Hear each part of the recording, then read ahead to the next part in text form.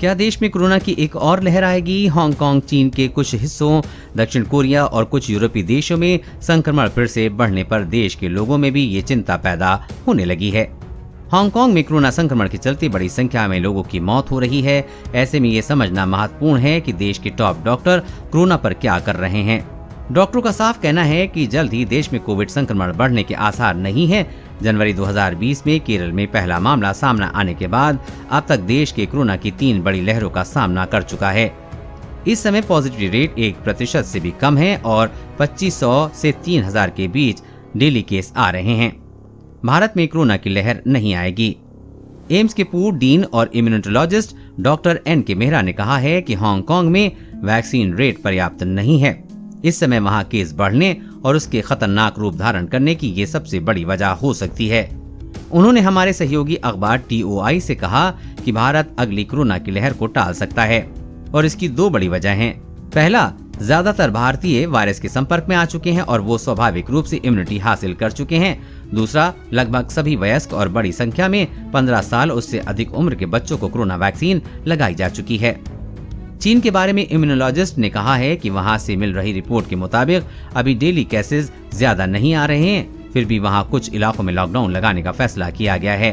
चीन में करीब 3 करोड़ लोग घरों में बंद हैं। WHO के मुताबिक यूरोप में कोरोना केस में बढ़ोतरी की वजह ओमिक्रॉन वेरिएंट और उसका सब वेरिएंट है। Public health foundation of India के अध्यक्ष डॉक्टर के श्रीनाथ रेड्डी ने कहा है कि भारत के लोग तीसरी लहर के दौरान पहले ही इस वेरिएंट का सामना कर चुके हैं।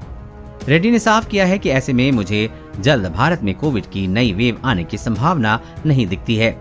हालांकि उन्होंने आगाह भी किया है कि रेड्डी ने कहा कि लोगों को कोविड उपयुक्त व्यवहार को अपनाना चाहिए। खास तौर से सार्वजनिक स्थानों पर लोगों की भीड़ भाड़ वाली जगह पर मास्क पहनना चाहिए और सामाजिक दूरी बनाए रखनी चाहिए। 27 मार्च से भारत सभी अंतर्राष्ट्रीय यात्रा प्रतिबंधों को हटाने जा रहा है। उन्होंने आगे कहा, 2 साल तक महामारी का सामना करने के बाद हमने देखा है कि यात्रा प्रतिबंधों के चलते संक्रमण का प्रसार रुक सकता है, लेकिन पूरी तरह से प्रसार बंद नहीं हो सकता। एम्स में न्यूरोलॉजी के पूर्व हेड और Ranchi institute of medical sciences के मौजूदा डायरेक्टर डॉक्टर कामेश्वर प्रसाद ने कहा कि लोगों को अब इस वायरस के साथ रहना सीखना होगा।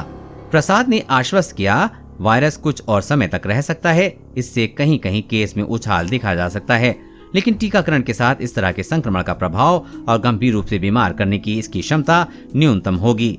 भारत में 90% से ज्यादा अडल्ट पॉपुलेशन को कोविड के खिलाफ पूरी तरह से वैक्सीनेट किया जा चुका है। कोरोना वायरस और कोरोना वैक्सीन से जुड़ी हर अपडेट पाने के लिए चैनल को सब्सक्राइब करें।